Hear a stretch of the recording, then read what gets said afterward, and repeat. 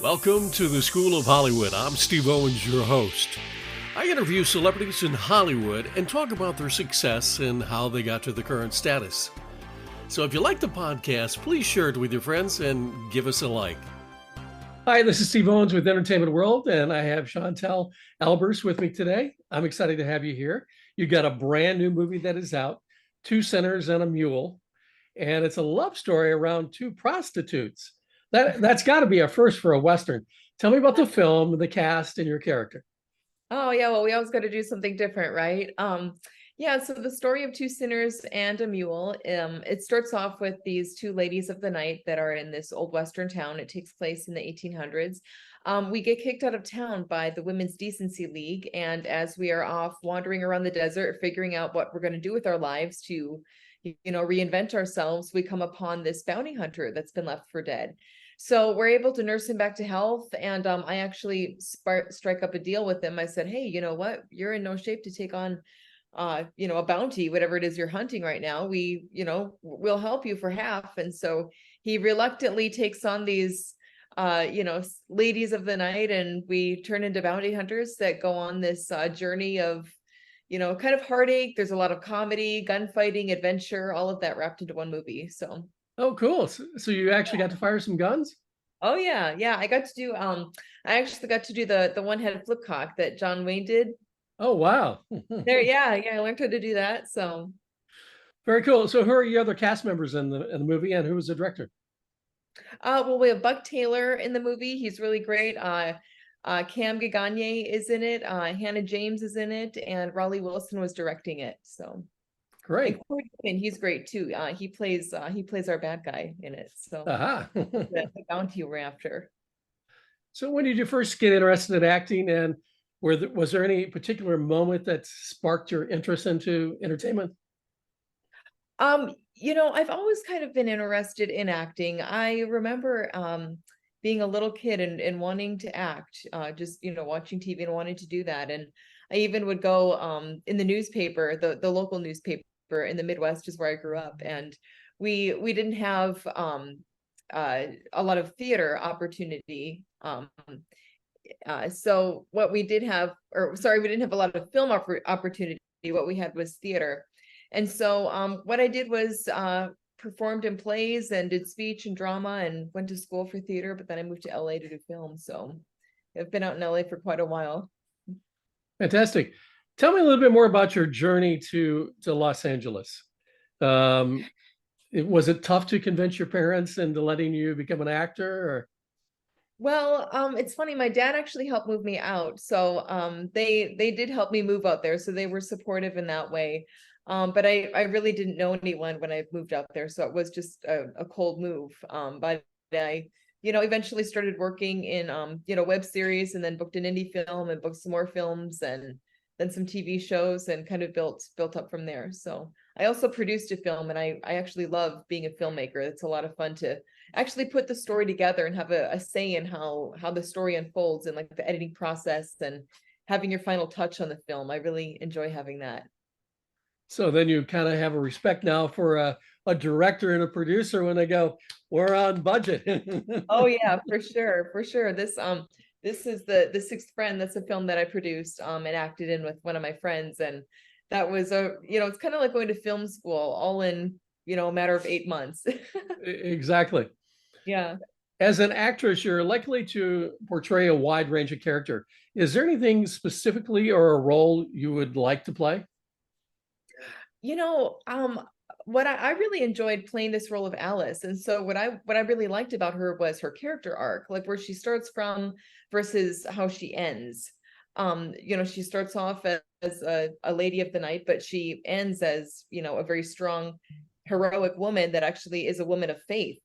And I would like to play more characters like that have like, an awakening or they become someone else at the end of the movie. They've grown into a new person or been reborn in a way. So I think that's kind of cool to play.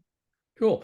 On the Two Sinners and a Mule, the role you play, were you drawn to it because of the script or by the character? I think kind of both. I was really drawn to the character of Alice, like I said, because of the character arc that she has. She starts off as a woman of sin, but then she turns into something totally different at the end. She's very strong and heroic and faithful. But I also really liked the fact that there were like two female heroines that kind of go along in the story, and then there's also a male to balance it out. And so I kind of thought it's kind of like, the three amigos off on off on this Wild West adventure. And I enjoyed a lot of the comedy that was in the script too, because when there is such dark material, you need to break it up with some comedy too, to to give our emotions a break a little bit. So I really liked the way it was written. So I would say I was drawn to both. Can you share any of the memorable or funny moments that were on the set or behind the scenes kind of stuff? Oh gosh, there were so many. There I would say there were so many funny moments when me and Grimes, who is Cord Newman, we were doing our one of our final scenes together. Where we did our own stunts and everything. So there was a lot of funny moments during that rustling around in the mud and everything. I don't want to say too much because I don't want to give away the ending, but but there's always funny moments behind the scenes, especially westerns who are working with animals. So everything can be unpredictable, if you will. So had you ridden a horse before you got into the movie? Yeah, I have. I've actually I grew up on a ranch, so I've been riding horse since I was a little kid. Oh, that's fabulous. What Yeah. kind of preparation or research do you typically do when you prepare for a new role? Is there any specific techniques or methods that you try to keep in your progress? Yeah.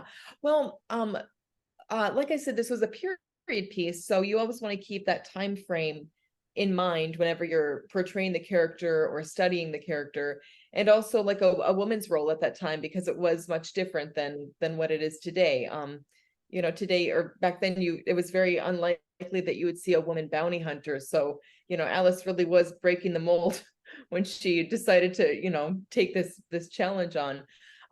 But another thing that I think can help you to develop a character is I like to really, really read the script and just dissect it and get the character's pentameter and rhythm. And even when I read the character, like what they're saying, you develop subtext and a backstory. And sometimes you can even work against the script a little bit, because what they're saying might not even be what you mean, if you will. There was a story that Alice told about her husband, because she was actually going to be a bride, but before her husband could get married, his kin didn't really like the marriage Mhm. arrangement. And before the wedding happened, he fell on a horse and hit his head on a rock and died. And Oh, in the story, in the story, that's the official, or in the script, that's the official story. But for me, as Alice, I'm like, yeah, right. What else happened? His kin didn't want us to get married. He was riding his horse spooked, and he fell off and hit his head on a rock and died. It's just, and then she doesn't get any of, that's why she went into being what she was because she had no other means of supporting herself. So just as an actor, I made that choice of, I'm gonna go with that's a lie. And so then when she tells the story, you can kind of see she's like telling the story, but underneath she's like, I know what happened. So you can just kind of add those details into characters. And I think you only get that from reading the script many, many times and really dissecting what's in there. so what advice would you give aspiring actors who are coming from the Midwest and they're like all excited about getting off the bus and thinking, oh, I'm going to get discovered at the ice cream shop? Oh, well, I would say that follow your dreams. And there's a lot that can be done online, as far as, pursuing being creative online and having a creative outlet as an actor. There's a lot of things you can do online, as far as with all the social media platforms right now and all the technology that we have at our fingertips. We're able to do, an interview where we're not in person. So they can always pick up a camera and feel free to write and move to LA if they so choose. So yeah, What did you find to be the toughest thing about being a producer on your own movie? I would say it's all the hats that you have to wear. You have a lot of responsibilities, so you just have to, be really organized and uh keep everything in order and make sure that, budgets are on, because that's one of the most important things, because you can't move on if you don't have that in order. But it's it's challenging because there is so much responsibility. but at the end of the day, you can feel really proud of your work and know that you had, your stamp of creativity on it, I guess. So that's really rewarding too. So if somebody were to watch your movie and say, we want to give you $10 million, go make another movie, what would you make a movie about? Hmm, gosh, let's say, well, can I say it? I think that there's a lot of stories in the Bible that could be really cool because there's a lot of supernatural that's in there, and a lot of hope and a lot of heartache and everything that you want in a movie. So I think that there's some really cool stories that could be told from that. So pick any book. They're all pretty crazy, and I think they'd make for a great story. So Besides acting, do you have any other creative pursuits or hobbies that you enjoy doing? I have 3 dogs, so I love spending time with my dogs. I also love traveling. I love cooking. Um, I love reading too. Those are kind of my top hobbies, I guess. So is there any specific directors or actors you'd like to work with in Hollywood? Yeah, I think it'd be a lot of fun to work with Candace Cameron Bure or Kelsey Grammer with their new films that they have out. I think those are kind of cool. I've also been another person that I really think is a great actor is Edie Falcor. Okay. She was I remember her from her series Nurse Jackie. Hmm. It's an old series from like 2007, and I just love the way she played that role. I thought she really nailed the character, and her too. Such a character arc. Season 1, where she starts off to season 7 is just a totally different person, and through every single year, we just gradually get to see her on this journey, and it's like she has her ups and downs, and we see the choices she makes, and she's able to layer characters so well. So that's what I really admired about her work. So where can we see your movie? Well, you can catch it on Amazon, on Tubi, or I don't think it's on Tubi yet because it's still rental. But it's on Amazon, Apple TV, Roku, all of the streaming sites for rental. So Fantastic. Are you on social media where people can follow you? yes, I'm on Instagram at Chantelle Albers, and my Facebook is at Chantelle Albers also. Fantastic. Do you have anything coming out besides this film?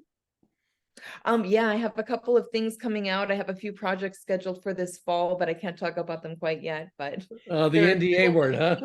yeah, the NDA again. But Well, I want to wish you the best of luck in the year, and soon we'll be seeing you at the Oscars or the Emmys. So, oh, awesome. Well, thank you so much. I appreciate it. well, that wraps another School of Hollywood. I hope you enjoyed it today, and if you did, please give us a like and tell your friends about it. Until next time, school is out.